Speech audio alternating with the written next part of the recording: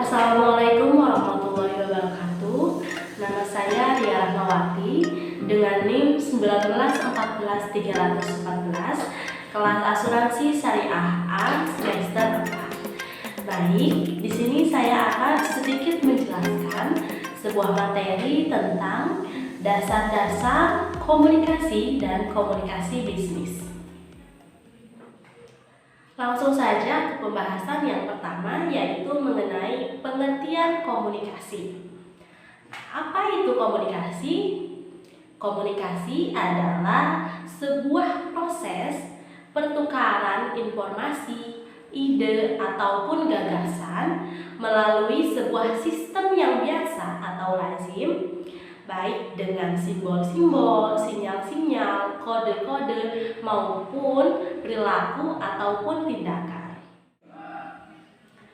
Kemudian, komunikasi di sini memiliki beberapa unsur-unsur. Unsur-unsurnya itu ada 6. Yang pertama ada sumber dan penerima. Sumber dan penerima ini juga disebut sebagai komunikator atau orang-orang yang melakukan komunikasi.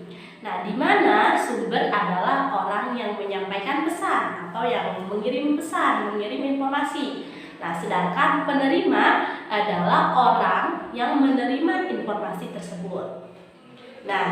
Unsur yang kedua itu ada namanya encoding decoding. Apa itu encoding decoding?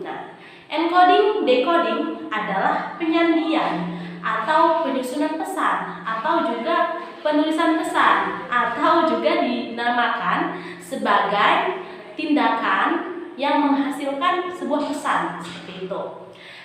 Yang ketiga, unsur yang ketiga itu ada namanya pesan dan saluran. Apa itu pesan?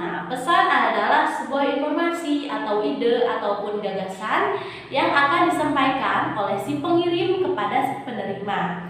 Sedangkan saluran adalah media yang digunakan dalam penyampaian pesan tersebut, baik media cetak ataupun media sosial atau media yang lainnya. Unsur komunikasi yang keempat adalah umpan balik. Umpan balik adalah sebuah respon atau tanggapan yang diberikan oleh penerima pesan kepada si pengirim pesan setelah ia menerima pesan tersebut. Yang kelima ada namanya gangguan. Gangguan komunikasi di sini contohnya seperti kesalahpahaman penafsiran pesan ataupun gangguan teknis seperti saat ia menyampaikan pesan keadaannya berisik dan lain sebagainya. Itu gangguan. Unsur yang terakhir adalah unsur yang keenam, itu ada namanya efek komunikasi.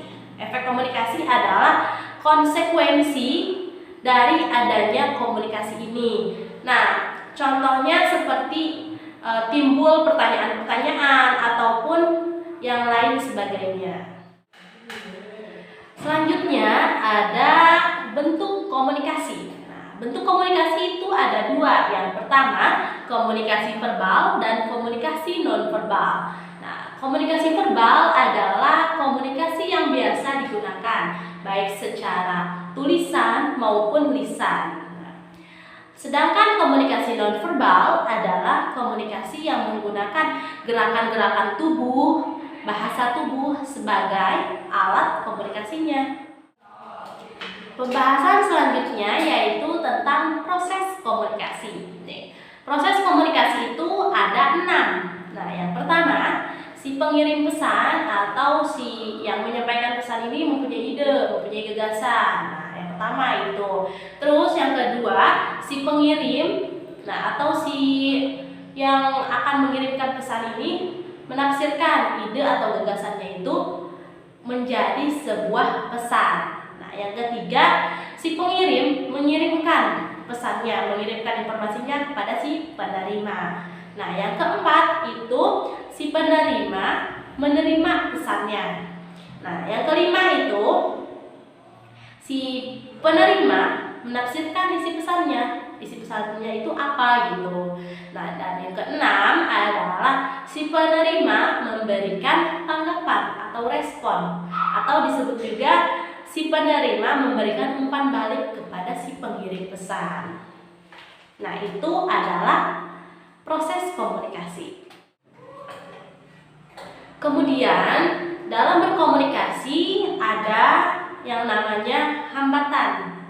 Nah, hambatan dalam berkomunikasi itu secara garis besar ada 3 hambatan.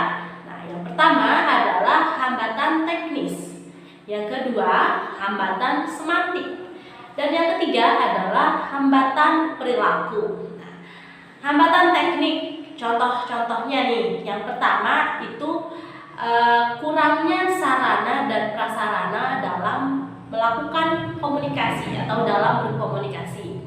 Nah, yang kedua contohnya itu adalah teknik dan metode yang kurang tepat dalam berkomunikasi. Nah, yang ketiga adalah kondisi fisik yang tidak memungkinkan dalam berkomunikasi, baik kondisi fisik si manusianya atau peralatannya yang kurang memadai, ataupun kondisi atau waktu atau situasinya yang kurang memungkinkan untuk terjadinya komunikasi. Nah, yang kedua itu hambatan semantik. Nah, hambatan semantik di sini contohnya kesalahan dalam penafsiran kalimat, bahasa, terus kode-kode dan lain sebagainya. Terus ada hambatan perilaku. Nah, hambatan perilaku di sini contohnya seperti pandangan yang sifatnya itu a priori, kemudian prasangka yang didasarkan pada emosi, kemudian situasi yang otoriter, kemudian ketidakmauan untuk berubah dan memiliki sifat yang egosentris. Nah, pembahasan yang selanjutnya yaitu mengenai komunikasi bisnis. Apa itu pengertian dari komunikasi bisnis? Komunikasi bisnis adalah sebuah komunikasi yang digunakan dalam dunia bisnis yang mencakup berbagai macam komunikasi, baik komunikasi verbal maupun non-verbal untuk mencapai tujuan tertentu. Nah, di dalam dunia bisnis, komunikasi itu memiliki tujuan. Nah, tujuannya itu ada 3. Yang pertama, itu untuk memberikan informasi atau disebut juga sebagai informing. Yang kedua, tujuannya itu melakukan persuasi atau persuading atau mempengaruhi atau meyakinkan orang lain.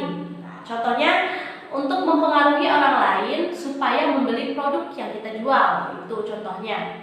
Nah, tujuan yang ketiga yaitu untuk melakukan kolaborasi atau melakukan kerjasama.